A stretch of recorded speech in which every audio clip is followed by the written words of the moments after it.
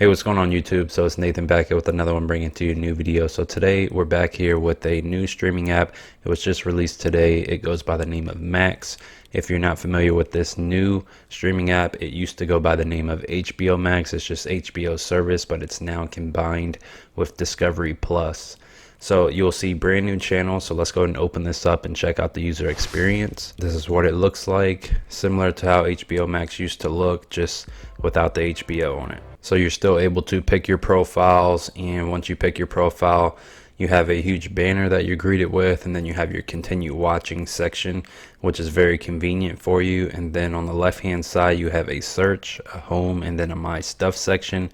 And then at the very top left you have your profile, which you can switch out if you wanted to very easily. I'm just going to select the one that says Nathan. And then I did notice as things load, things are loading, so it's not very instantaneous. So it's loading as you hover over certain things and move in and out of certain pages. So if I'm hovered over the top here, you got home, you got series, and as you hover over those, you'll notice that they just kind of auto populate, so that you don't need to click it, it just auto populates. So that's pretty convenient. The navigation menu at the very top just says home, series, movies, HBO, and then new and notable. So we'll touch on all of those. I just want to go ahead and show you the home section just really quick, just so you can get a feel for what the home screen looks like compared to what HBO Max used to look like. And with this new Max streaming app, I did notice that there were a couple of new additions to this streaming app, or the streaming experience. Some of these thumbnails say new episode in the top left hand corner, and then some say new.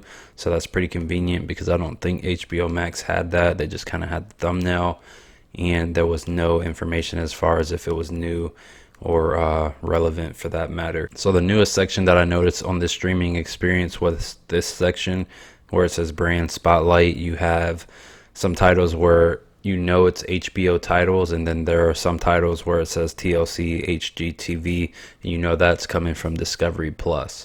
So one thing I did notice is when you do hover over these and then click on them, it kind of just gives you its own section within the Max streaming app, which I do like. So if you just wanted to see the TLC content, it does a great job just presenting that TLC content. You got the new episode section with huge banners, so you can kind of see what you're missing. Then you got popular on TLC, and then it says new episodes, so you know you're not missing anything to stay up to date on that stuff. And then you just click the back button, and then it goes back to this screen here where you're able to jump into another brand spotlight. So also in brand spotlight, they have Discovery, Magnolia, TCM, Adult Swim, Kids and Family, Cartoon Network, Travel Channel, CNN Originals. So you got popular movies, popular TV, you have all your Blippy specials right there. And if I just continue to scroll down, you get more of a HBO Max feel of how HBO Max was, and it's just a bunch of titles listed endlessly. And I'm just hitting the down button and it's continue to go down, but we've reached the bottom, and they have this section here where it says browse by genre. This is very convenient as well, because if you do make it to the bottom of the page, you can also just manage to select a genre, which allows you to search a little bit better if you made it all the way to the bottom and didn't pick a title. So that's very convenient. Also, if you want to jump back to the top, just click the back button very quickly, and then it takes you back to the top of the screen, and then you can work your way back down. Let's click on the search. The search is pretty straightforward. They also kind of give you the recommendations that they have.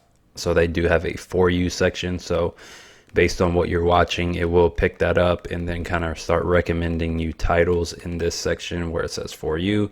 Of course, this is also going to be on the home screen as well.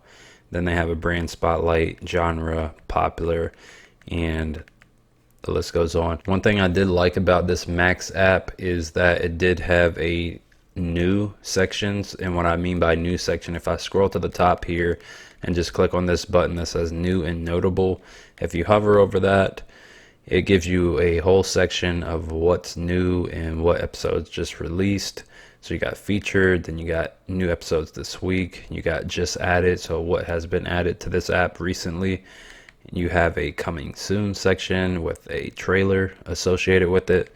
You have popular TV, and just a bunch of popular recommended titles that you can easily jump to if you wanted to just know what was new on the app.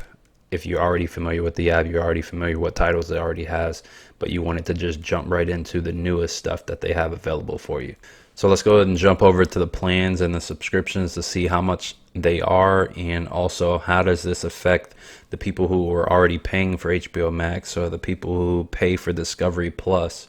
So let's go ahead and see how that affects those people. So the people who are paying for Discovery Plus, and that includes myself, I pay for Discovery Plus, which is like $8. So with HBO Max, I already had it included in my phone plan, and most people who have, I believe, AT&T or even other carriers, they have HBO Max for free within their plan, their mobile plan. So mine is free, so I would have the $15.99 a month plan, and that just gets grandfathered over. So now I don't just have HBO Max for $15.99.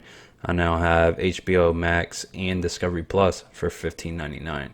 So that definitely works out for me because I'm saving $8, because now I can go ahead and cancel my Discovery Plus plan and just use Max and combine them together, and it's a win-win and I save money. So for those of you who already were paying for HBO Max, nothing changes for you. The plan price stays the same for existing people who already had HBO Max versus the people who subscribe to the Max streaming application. So nothing is going to change. The only thing that changes is the enhancement of content that you get to watch. So that's definitely a plus and a win-win for any HBO Max subscriber that was already subscribed. So let's go ahead and take a look at these three plans. So one is $9.99, and that is available with ads. So you'll have to sit through a few ads from time to time for that $9.99 a month. And then you have the ad-free version, which is $15.99 a month. And then you have the ultimate ad-free version, which is $20 a month. So I believe they're just trying to compete with Netflix, since Netflix does offer, I believe, a $20 plan as well for additional features. In the same thing here, if I scroll down, unlimited ad-free, the ultimate plan is you can stream up to 4 devices at once, and they give you 4K content on all titles, or actually it says on select titles, so not on all titles. So keep that in mind, and then you also get 100 downloads to watch on the go. So when we compare the two plans, the ad-free and the ultimate ad-free, you will see that on the ad-free, you only get 2 streaming devices at once, and it's only 1080p, and you only get 30 downloads to watch. But the ultimate ad-free, which I think is worth it because it goes $15.99 to $19.99, and you're getting 4K content, you're getting 4 devices at once, especially if you have a big family, that would come in handy. And you have 100 downloads to watch on the go, so you can download over 100 titles to your iPad, any type of mobile device, and then have that on the go to watch. So that's definitely a plus. So those are the plans for you. So as far as HBO Max as a whole, I would say I never really used it that often, but with the new Max edition, with having Discovery Plus and HBO Max, I would hope to see a lot more new content being added. I definitely do want to see that. This new and notable section I definitely really like, because that's most likely where I'm gonna spend all of my time. I'll just go to new and notable and just find what's new on the HBO or the Max streaming application now. Let me know what you think of this Max streaming app. I definitely like it. It has a lot to offer. It's definitely a lot faster than HBO Max, because it was known for its glitchiness when HBO Max first released. Haven't run into anything as of yet, but it's been pretty smooth. The only thing I did notice is that when I click on certain things, it does have to load. And what I mean by that, if I go to the brand spotlight section specifically, if I click on any of these titles, it does load for those 1 to 2 seconds, but it could just be my device. I do have a older device, but if I use my cube, I'm sure it will be seamless and super fast to load. Also, I did want to touch base on HBO Max in itself. HBO Max, if you're wondering at all, HBO Max is done. The new app is now Max, and that's always going to be the new name. Discovery Plus, that app will still exist as well. and it will also remain as a $8.99, I believe, or $7.99 price plan for Discovery Plus. So they're not getting rid of Discovery Plus. Discovery Plus is still going to be a standalone app. And then you'll also have this additional app with Max and Discovery Plus combined, which will go for $15.99. So let's go ahead and add this to our Amazon Fire Stick. Most of you already have the HBO Max app, but if you don't already have it, let's go ahead and find an app. So we're going to head to the magnifying glass, go down to search, click on search, and come in here and just type in the name Max. And then once you do, click on Max, the first search result, and then you should see the Max app right here. It's the big blue icon that says Max.